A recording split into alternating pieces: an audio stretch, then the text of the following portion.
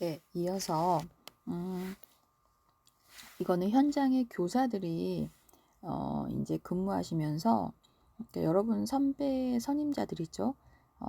현장에서 아동 학대 예방에 대한 부분으로 신고 의무자이시기 때문에 그래서 이거는 필수 의무 교육으로 이제 지자체에 보고를 하게 되는 내용으로 보통은 1년에 한두 번 꼭 들어야 되고 요즘은 워낙 아동학대에 대한 부분이 너무나 좀 비일비재해서 아마 한 달에 한 번씩은 이런 집단 연수를 들으실 거예요. 그래서 여러분들보다는 현장의 교사용이기 때문에 기존의 교재의 딱딱한 리딩보다는 조금 더 그림과 자세한 설명이 있어서 현실적인 그래서 여러분 실습 나가기 전에 도움이 되지 않을까 싶어요. 그래서 이 아동학대에 대한 부분으로 어떻게 이해하고 어떻게 사례를 개입하는 과정이 있고 또 신고 의무자의 역할은 무엇이고 어떻게 훈육해야 되는지에 대한 부분으로 살펴보도록 하겠습니다. 이거는 이제 현장의 어린이집 교사, 보건복지부에 소속으로 되어 있는 어린이집 교사들에 대한 부분으로 자료들인데요. 자식을 죽음에 이르게 한 계모. 우리도 이런 사건 되게 요즘 많이 다루고 있는데 그래서 이렇게 2,000원을 훔쳤고 거짓말을 한다는 이유로 등교시키지도 않고 소풍도 못 가게 하고 아이를 때렸대요. 그래서 결국은 아이가 이제 숨을 거둬서 법정 최고형인 사형을 구형했다라는 내용인데요. 우리나라 사형제도 없어서 이제 검사가 사형을 구형한 내용들만 이야기를 한 거고요. 그래서 학대를 심하게 당해서 쇼크를 당한 아이의 사건. 그래서 병원을 다녀온 자신에게 안부 인사를 하지 않았다며 골프채와 안마기를 맙소사 친부 말을 듣지 않는다며 상습적으로 아동을 속옷 차림으로 밖에 세우등으로 굶겼다고 해요. 그래서 어린이집에 맡겨진 뒤 내사에 빠진 6개월 된 영아에 대한 사례인데요. 6개월 된 남자아이가 어린이집에서 이제 있다가 두어 시간 만에 뇌사 상태에 빠진 사건이 발생했대요. 그래서 외상은 없는데 뇌출혈과 두개골 골절, 그다음에 이거는 분명히 머리가 어딘가에 부딪혔을 것 같아요. 그래서 보니까 의료진은 흔들린 아이 증후군이라고 해서 진단을 내렸다고 해요. 교사가 아이를 쉐이킹한 거죠. 그래서 아동학대에 대한 부분으로 어떻게 이해해야 되는 것인가. 그래서 이 아동학대란 보호자를 포함한 성인이 아동의 건강 또는 복지를 해치거나 정상적인 발달을 저해할 수 있는 신체적, 정신적, 성적 폭력이나 가혹한 행위를 하는 것과 아동의 보호자가 아동을 유기하거나 방임하는 것이라고 해요. 그래서 아동의 범주는 어때요? 0세부터 만 18세 청소년기를 포함한다는 거죠. 그래서 아동학대의 유형을 살펴보면 신체학대에 대한 부분으로 직접적으로 신체에 가해지는 행위, 그 다음에 신체에 또 도구를 사용하는 거, 뭐 끈이라든지 혁띠라든지 뭐 여러 가지 도구가 있잖아요. 신체에 유해한 물질로 신체에 가해지는 행위, 그 다음에 완력을 사용하여 신체를 위협하는 행위. 그래서 5년 이하의 징역 또는 3천만 원 이하의 벌금. 무섭네요. 그래서 이제 동영상은 안 볼 거예요. 그냥 어린이집 교사가 아이를 팔꿈치로 밀치고 거칠게 흔드는 모습이 CCTV에 포착이 됐대요. 이게 좀 오래된 자료이긴 한데 이때 당시에 CCTV에 포착이 될 정도면 좀 무서운 내용일 것 같아요. 생후 36개월 이하 만 3세 영아에게 가해지는 모든 체벌은 신체 학대에 해당이 되고 때리고 상흔이 남는 것뿐만 아니라 밀치거나 흔드는 것도 신체 학대가 될 수 있다고 합니다.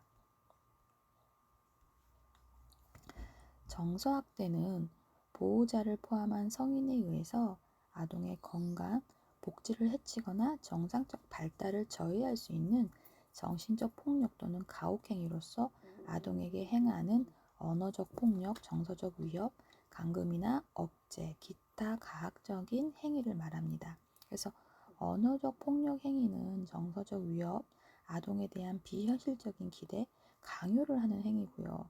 보호자가 종교 행위를 저는 그래서 사실 우리가 모태 신앙이라는 말 있잖아요. 그래서 아이한테 굉장히 바람직한 신앙을 주는 거라고 생각하시지만 이거는 이제 강요라는 말로 이제 조금 더 강조를 했지만 아이의 선택권을 저해한다고 해서 이것도 하나의 정서학대가 아닌가라는 이야기를 해요. 학자들은.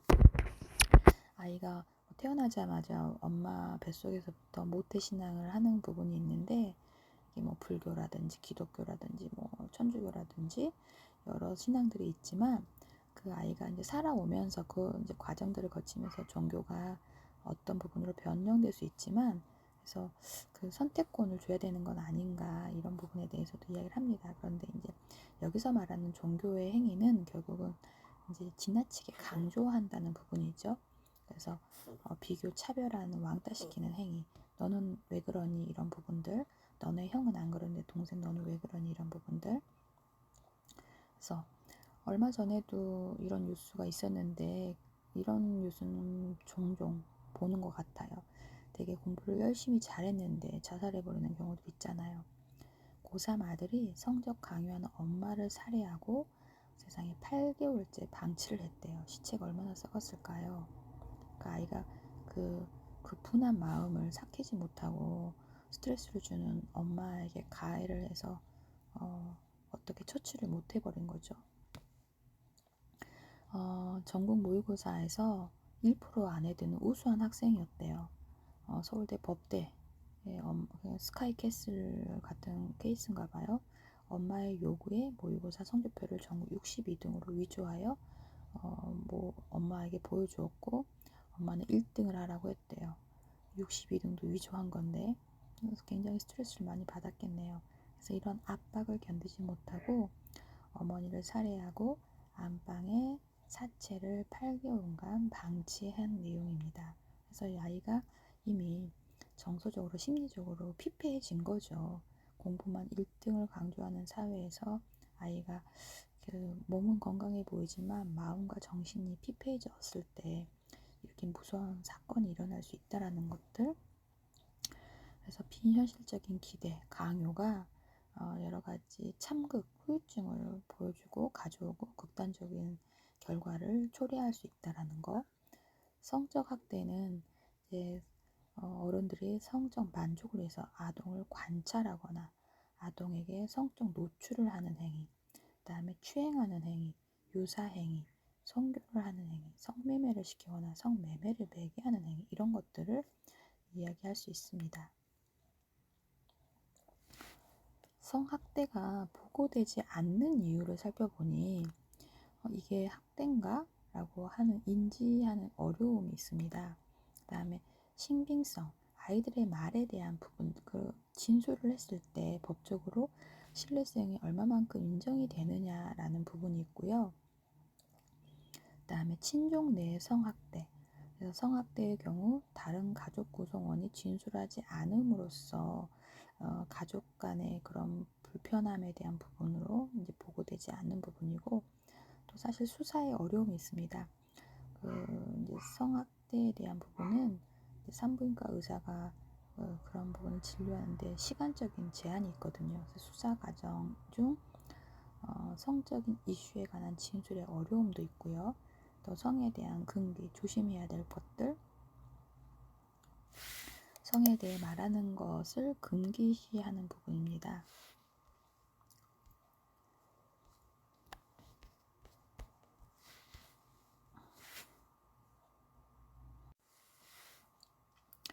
아동학대, 성학대 사례를 이제 이 할아버지 뉴스에 나오셨던 내용들인데 지나가는 어린이 손등에 뽀뽀한 할아버지 미친 거 아니에요? 지나가는 아이의 손에다 왜 뽀뽀를 합니까? 그래서 미성년자 강제 추행 혐의로 벌금 1,500만 원을 이제 받은 사례인데 68살의 A씨는 자전거를 타고 가던 11살 여자 어린이를 불러 세워 악수하자며 손을 잡고 손등에 뽀뽀를 했다고 해요. 놀라 도망가는 어린이의 앞을 가로막고 자신의 손에도 뽀뽀를 해달라고 하였고 이 사건은 미성년자 강제추행으로 벌금 1,500만 원, 성폭력 프로그램 40시간 이수가 선고되었다고 합니다. 이거는 가볍게 보이는 신체 접촉도 피해 아동이 성적 수치심이나 혐오감을 느꼈다면 처벌 대상이 된다는 내용입니다. 손이 예뻐서 이런 가볍게 손잡고 이런 부분들도 피해자가 성적 수치심을 느꼈거나 혐오감을 느꼈다면 이거는 분명히 강제추행이고 벌금을 받을 수 있는 사례라는 거죠. 또 어른에게 해서 안 되는 행동은 아동에게 해서도 안 된다는 겁니다. 그쵸? 그러니까 아이를 만만하게 보시는 할아버지가 혼나야 되는 상황이라고 봅니다. 방임과 유기인데요. 아동은 보호자가 아동을 유기하거나 방임하는 행위이고요. 물리적인 방임, 교육적인 방임, 의료적인 방임, 유기 등으로 나눌 수 있습니다. 물리적인 방임은 기본적인 의식주를 제공하지 않는 행위이고요. 상해와 위험으로부터 아동을 보호하지 않는 행위입니다.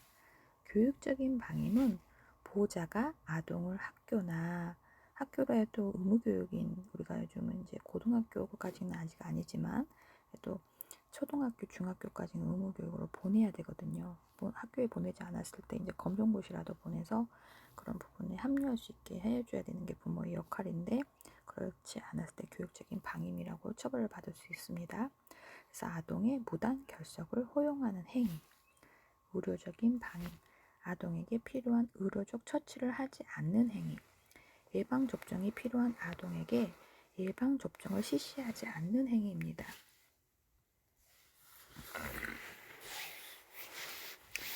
유기는 아동을 보호하지 않고 버리는 행위입니다. 그래서 요즘 케어 바구니에서 이제 아이 위탁을 놔두는 경우도 있긴 하는데 아동을 보호하지 않고 버리는 행위, 아동을 병원에 입원시키고 사라지는 경우들이 이제 이런 방임과 유기의 사례로 볼 수 있습니다. 2013년 고양이 세자매 사건이라고 있었는데요. 방임 사례로 이제 경기도 고양시 한 다가구 주택의 지하 단칸방에 영양실조 상태의 세 자매가 발견이 됩니다. 모두 학교를 다니지 않은 거죠. 출석하지 않으니까 얘네들이 집에서 굶주려 있었던 것들도 뒤늦게 발견하게 됐고 이제 새로운 새엄마의 지시로 가스를 사용하지 않은 난방도 없이 얼마나 추위에 떨었을까요? 그러니까 안락하게 자라나야 할 환경에서도 이런 배려를 받지 못한 거죠. 그다음에 세 자매 모두 이제 영양실조, 영양적인 부분도 먹여지지 않았고 또 발작, 뼈의 염증, 병원 치료도 제대로 받을 수 없었던 부분들 이러다가 이제 그냥 어느 날 가버리는 거죠. 그래서 사체로 발견되는 슬픈 사건들이 아직도 우리나라에 이렇게 종종 발견되고 뉴스에 보도되고 있는데 상담 건수는 이렇게 많아요. 점점 계속 증가하고 있고 사실 그래프가 내려가야 되는 게 맞는데 이렇게 증가하고 있고 이 증가하고 있다는 부분은 관찰과 어때요? 민감하게 볼 수 있는 능동적인 대처라고 볼 수 있지만 어때요? 여기 보시면 사례 건수, 실제 사례는 계속 증가하고 있다고 볼 수 있는 부분입니다. 그래서 신고 의무자의 신고 건수, 우리는 어때? 시설 종사자, 교사, 학원교사, 유치원 종사자, 사회복지 전담근무 이 모든 직업군들이 신고 의무자라는 겁니다. 그래서 신고 의무에 대한 부분으로 건수가 지속적으로 증가하는 것은 신고 인식이 좀 전에 설명드린 것처럼 신고 인식이 점차 개선이 되었고 그렇지만 신고 건수 중 신고 의무자 신고는 37%에 불과하답니다. 그래서 여러분도 아이들을 책임지는 교사의 직업군에 해당되시기 때문에 유치원 종사자, 교사, 시설 종사자로 들어가시기 때문에 신고 의무자의 부분으로서 적극적인 신고가 필요하다는 겁니다. 신고 의무자를 어떻게 보호받을 수 있을까요? 아동학대 유형을 살펴보면요, 높은 중복 학대 비율이 있습니다. 이것은 어때요? 좀 전에 그 방치되었던 아이들 세자매 사건을 보시면 영양실조, 병원에 못 가고 교육받지도 않고 여러 가지가 복합적으로 중복이 되는 부분이 있어서 이건 결국 정서적인 학대가 점차 늘고 있다는 걸로 볼 수 있습니다. 아동 학대에 대한 행위자와 아동과의 관계를 살펴보면요, 학대 행위자인 부모의 특징들은 양육 태도, 그 다음에 방법의 부족이 있습니다. 사실 이거를 전문용어로 뭐라 그러냐면 머더쇼, 파더쇼이라고 해요. 그래서 어렸을 때 본인이 자라왔던 그 환경에 그대로 노출되어서 본인도 그게 잘못이라는 것을 알지만 크게 생각하지 않는다는 것이고요. 그래서 그런 방법적인 부족, 그다음에 부부 갈등, 성격에 대한 기질, 여러 가지 사회적인 스트레스 이런 것들로 인해서 아이를 제대로 케어할 수 없는 이제 학대하는 부모가 될 수밖에 없는 상황에 처해져 있다는 겁니다. 그래서 학대 행위자의 종류를 살펴보면 부모가 83%로 가장 많은 비율을 차지하고 있다고 볼 수 있고요. 그다음에 방임의 경우는 부모에 의해서 90% 이상, 그다음에 아동 학대 예방을 위한 부모 교육과 가족 기능 강화를 위한 적극적인 지원이 필요하다고 볼 수 있습니다. 아동 학대는 모든 범죄의 근원이 됩니다. 어렸을 때부터 그렇게 학대를 받았던 아이는 어때요? 커서도 그런 이제 묻지마 범죄를 하는 연쇄 살인범이 되고 여중생 살해범이 되고 성폭행범이 되고 이런 불우한 환경에서 성장했기 때문에 정서적 학대를 받았고 신체 학대를 받았고 이런 부분들이, 그래서 헤드스타트, 드림스타트가 불우한 환경에서 자란 어린이들을 할렘과의 그런 흑인들을 구제하기 위해서 건전한 사회 성인으로 만들기 위해서 복지가 그 문제의 사람들을 잡아 넣어서 형무소에서 콩밥을 먹이는 게 중요한 게 아니라 이러한 환경에서 자라고 있는 아이들을 구제했을 때 사회가 좀 더 안전한 건 아닌가라는 것들을 생각하게 한다는 것이지요. 그래서 아동학대는 모든 범죄의 근원이 된다고 볼 수 있습니다. 그래서 강력 범죄자들의 어린 시절을 보면 대부분 그런 많은 비유, 부모에 대한 부분, 이혼과 부모 문제, 이런 고통받았던 내용들이고요. 그래서 학대 경험, 사회적인 지지, 이런 체계 부족 등 자녀를 부모의 소유물로 여김으로써 체벌을 허용하고 학대로 인한 사망, 그다음에 이런 결과로 상처를 받게 되고 트라우마가 생기겠죠. 그다음에 그런 신뢰가 파괴돼서 사회에 믿을 사람, 우리가 에릭슨 하면 신뢰감 대 불신감, 그래서 따뜻한 부모를 통해서 아이는 신뢰감을 얻게 되는데 그 부모의 학대라든지 방임을 통해서 신뢰감이 아니라 불신감이 생기면 금방 앞서 보여드렸던 성폭행범, 살해범이 될 수 있는 사회 구성원으로 양상시킬 수 있다는 거죠. 그래서 이런 사회적인 가족에 우리가 1차적인 지원은 가정에서 하고, 그 다음에 가정이 그런 보호 역할을 못했을 때 가출 청소년들을 우리가 제2의 위탁 가정으로 맡겨서 그들을 돌보고 케어하고 교육시킬 수 있는 그런 준비를 해야 된다는 내용이고요. 그래서 아동학대에 대한 발생의 원인과 후유증을 살펴보면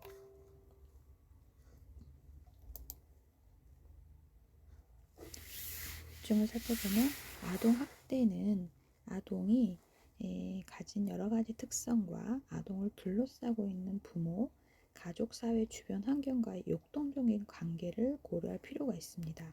그래서 아동학대는 개인, 가족, 사회에 여러 가지 부정적인 파급 효과를 미치게 되고요.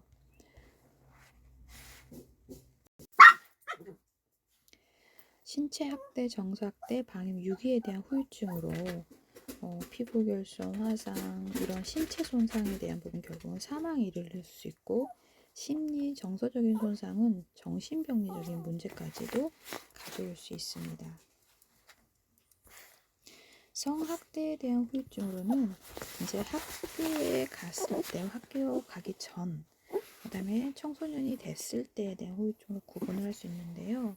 분리불안, 퇴행행동, 또 학교에 가서는 수면장애, 야뇨증, 가출, 신경질, 그 다음에 이런 불안감, 해리성 장애, 또 청소년기에는 잦은 싸움과 다툼을 일어나고, 이제 우리가 그 사춘기에 접어들면서 교우관계가 곤란해져서 이제 왕따를 당한다거나, 부정적인 신체에 대한 그런 개념을 갖게 되고, 약에 의존하게 되고, 성에 대해서 또 혼란을 갖게 되고, 임신이라든지 자살 이런 부분에 대해서 전체적인 신체 퇴행행동, 신체 정신증상, 행동장애, 자아손상 이런 부분을 경험하게 됩니다.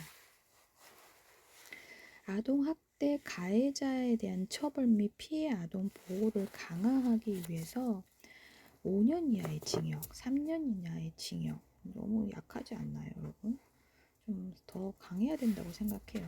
그래서 가끔 제가 토론하라고 이제 그 기사 내용을 올려드리면 그 댓글들을 저는 좀 보는데, 그 댓글에서 이런 결정을 내린 판사의 자식이 그런 경험을 했으면 이런 형량을 내렸을까? 뭐 이런 얘기를 하는데, 사실 너무 형량이 가볍다라는 솜방망이라는 얘기를 많이 합니다.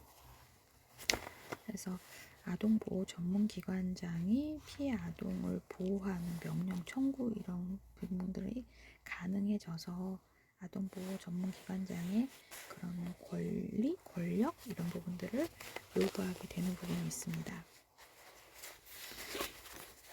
세 번째로 아동보호 전문기관 설치, 운영 및 아동학대 사례 개입의 과정을 살펴보면요. 우리가 유엔 아동권리 협약은 결국 유엔 총회에서 채택을 했고, 우리나라도 이제 비준국이 되어서 그 보고서를 이제 3년에서 4년에 이제 비준해서 보고서를 쓰는데, 이게 이제 법적인 효력이 예전에는 강력하지 않았지만 이제 국제법, 국내법과 동일하게 효력을 발휘하게 됩니다. 그러면서 생존과 발달과 보호, 이것도 제가 한번 짚어드렸죠. 이 세 개는 가장 기본적인 권리다라는 부분. 그런데 참여에 대한 부분은 이제 아이들이 스스로 본인이 살고 있는 지역사회에 참여하고 어떤 의사를 표현하고 참여하는 부분까지도 아이들의 4가지 권리를 가장 핵심으로, 그래서 아동 권리와 복지라는 과목을 배우셨다면 이 생존과 발달과 보호와 참여에 대한 부분은 무조건 암기하셔라 라고 이야기를 드렸고, 제가 별표를 3개를 지금 치고 있어요. 이거는 제가 시험에 내겠다라는 말로 다시 설명을 드립니다. 이거는 기말, 우리가 중간고사는 제가 안내를 안 받아서 아마 중간고사를 안 보지 않나요? 그래서 기말은 생존과 발달과 보호와 참여에 대한 부분으로 4가지 아동의 권리에 대한 부분으로 핵심, 이 부분을 꼭 숙지해 놓으시길 바랍니다. 아동보호 전문기관의 설치에 대한 부분으로 1577-1391이 전국 공통으로 아동학대 신고 전화라고 해요. 1577-1391, 1577-3082 도미노 피자, 도미노 피자는 잘 외워지는데 1577-1391, 1391이 신고 전화라고 해요. 그래서 지방자치단체 아동학대 예방과 방지를 위한 조치를 취해야 하는 부분으로 긴급전화를 설치하고 있고 24시간으로 전화를 받을 수 있습니다. 아동복지법 45조에는 24시간 아동학대를 신고 접수받고 응급조업을 받을 수 있고, 그다음에 교육과 또 피해 아동 가정의 사후 관리를 혜택을 받을 수 있습니다. 그래서 24시간 신고 전화를 통해서 1577-1391이라고 설명을 드렸고요. 의심 사례가 접수되고 현장에 조사가 되면 경찰도 같이 나가게 되죠. 그래서 신고할 때 다음과 같은 아동 및 학대에 관한 정보를 상세히 알려주면 아동학대의 판단하는 데 큰 도움이 된다고 해요. 이름, 성별, 나이, 주소, 전화번호, 어린이집, 유치원, 학교 이름 등 아동학대 행위자는 성별, 나이, 주소, 전화번호, 직업, 피해 아동과의 관계, 신고자는 이름, 전화번호, 피해 아동과의 관계, 학대 사실을 알게 된 경위. 사실 이제 아이에 대한 부분은 우리가 물어볼 수 있는데 도망가 버리고 알기 어려운데, 그렇죠? 그래서 우리가 이제 신고 의무자로서 이런 세 가지에 대한 개입 과정하기 전에 이런 부분들을 준비해 놓으셔야 된다는 부분을 안내를 드리고요.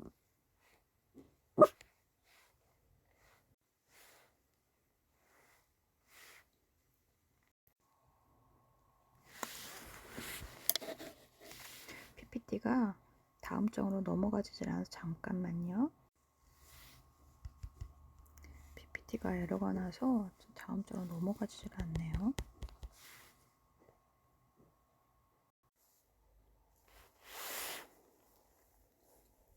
그래서 아동학대 사례 개입 과정에서 현장 조사에 대한 사례 판정이 있는데요. 이 학대 의심 사건에 대해 아동 행위자, 기타 관련 면접 조사를 실시하게 되고 조치 결정은 피해 아동 가정 내 보호, 보호자로서 격리 보호, 또 의료기관, 또 기관 의뢰, 격리 보호 시 학대 피해 아동 전담 보호시설, 아동 양육시설에 보호하게 됩니다. 서비스를 제공하는 부분은 피해 아동 상담, 의료 지원, 심리치료, 학습 지원, 고소, 고발 이런 것들을 지원하게 되고 학대 행위자에 대한 상담이라든지 교육, 심리치료, 의료 지원 등을 가정에서 지원하게 됩니다. 네 번째로 아동학대 신고 의무자의 역할을 살펴보면은요. 누구나 신고가 가능하지만 여러분은 신고 의무자라는 거. 그래서 누구든지 아동학대에 대해 알게 된 경우 이제 신고 의무자로서 그런 부분들을 신고하셔야 되는데 직무상 아동학대를 인지할 가능성이 높은 직구는 시민들에게도 신고 의무를 부여하게 된다고 합니다. 그래서 신고 의무자 직구는 14개 직군으로 유치원, 어린이집 종사자 여러분이 먼저예요. 네, 그래서 신고 의무자라는 거. 그 다음에 신고 의무자로서 신고 불이행 시 과태료를 부과받는다고 해요. 과태료. 그래서 25조에 따라서 신고 의무자가 알고도 신고하지 않을 경우 300만 원 이하의 과태료를 부과받게 되고 이러한 처벌이 강화가 되면서 의심만 되어도 신고하여야 하고 신고하지 않을 경우 500만 원 이하의 과태료가 부과된다고 합니다. 여러분이 신고 의무자라는 거 잊지 마십시오.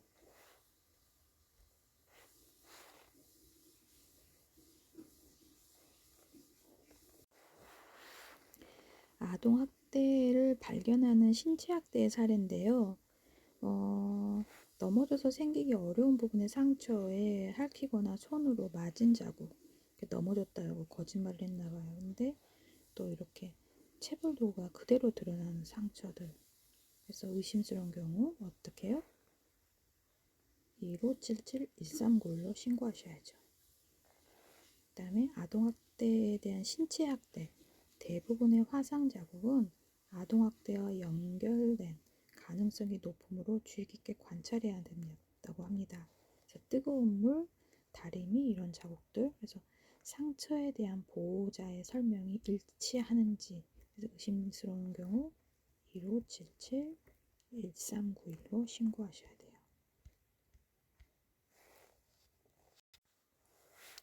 그래서 신고 의무자가 아동학대 신고 절차에서 의심 징후를 발견하고 신병을 확보하고 전문기관에 신고하고 사례에 협조하고 서비스에 협조하게 되고 2577-1391을 참고하시고요.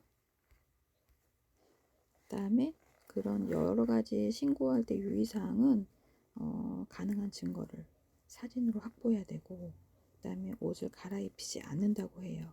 그래서 학대에 대한 계속 질문을 캐묻거나 유도한 질문을 하지 않아야 된다고 합니다.